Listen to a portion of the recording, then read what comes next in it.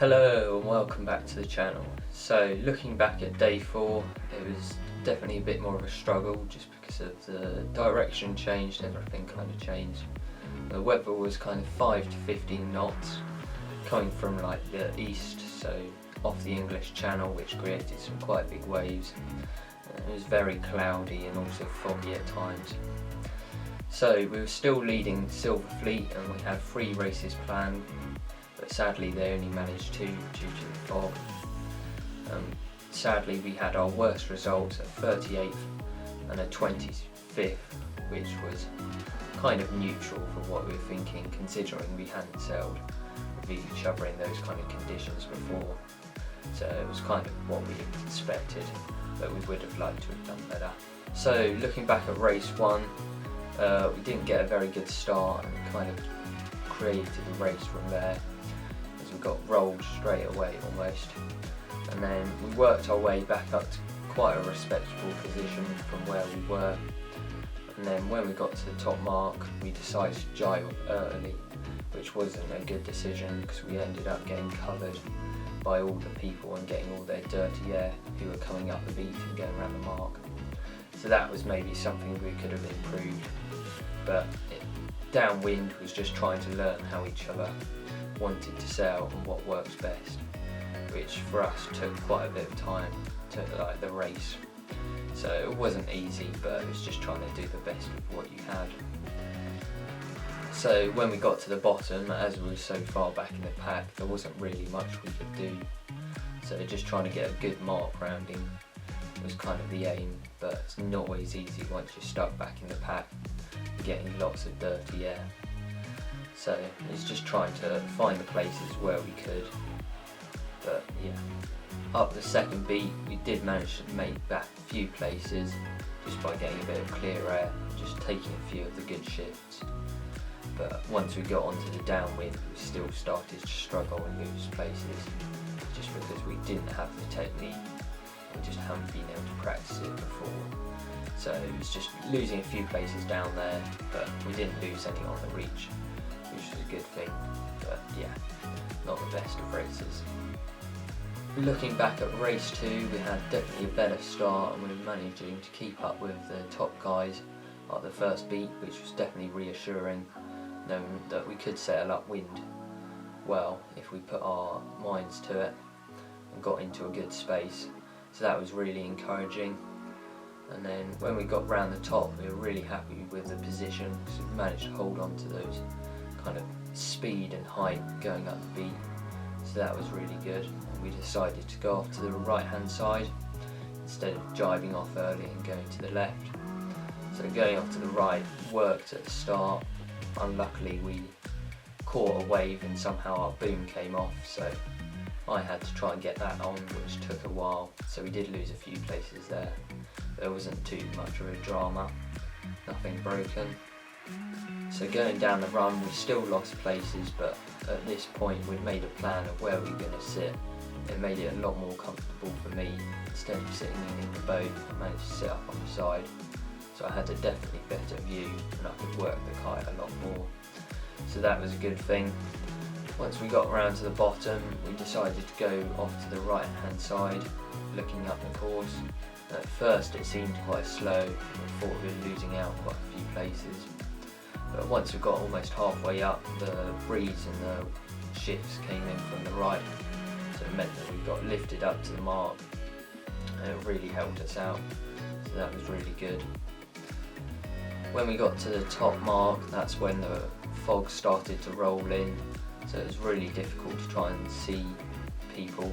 We could only almost see a quarter of the way down the race course, so it wasn't very easy to try and see the bottom marks and see where you were going, especially knowing that there was a cruise ship just to the left, to the north of our course, which at times you just couldn't see at all unless you were right up close.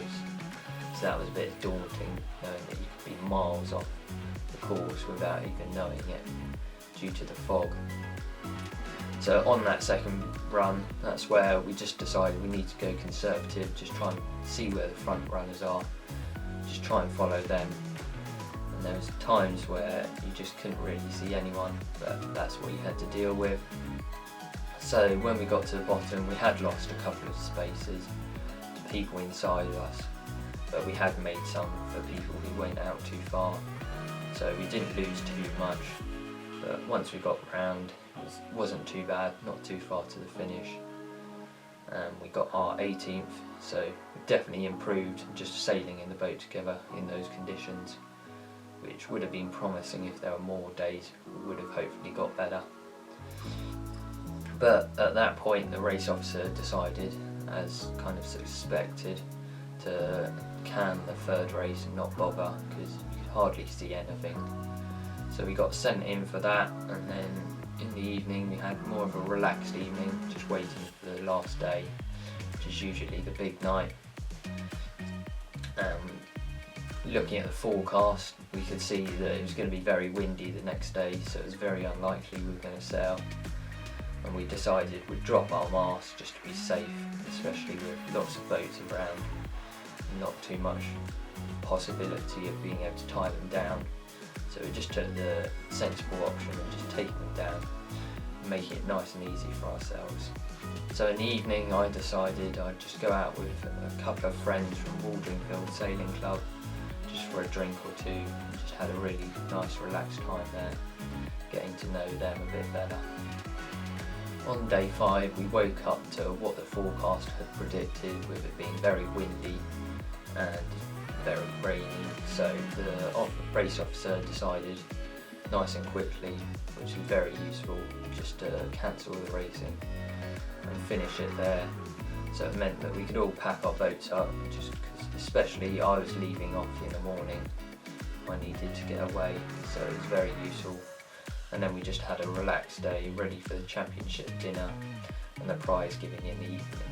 In the end we finished up 18th overall out of 104 and finished first in Silver Fleet, which I was really happy with, considering that was a lot better than my result last year, down towards the back half, so it was really nice just to be in a different position for once. And then we just had the prize giving and then the dinner. It was really nice and relaxed. Later on the party started getting started at the club. It was really fun, lots of people there, everyone was getting involved, so it was really good. And from there the party went from the club onto the nightclub, which had been booked out, and it was just a really good time. Everyone was there from the fleet, even some of the older lot, which you wouldn't really expect, but everyone's there to have a good time, so it's all in good fun. But overall we had a really good week, and I was really happy with how we'd done. It was just fun all the time, on the water and off it, just trying to make memories. Overall it was just a really good week, just both on the water with our sailing achievements, which I was really happy with, and off the water, just getting along with everyone, having a good time, which is probably one of the main things in the fleet. So next I'm on to the Menai Straits Regatta up in North Wales, Anglesey. There for a week, doing a bit more of a slower boat sailing, but definitely a different challenge, especially in the location that it is. So hopefully that will be good fun.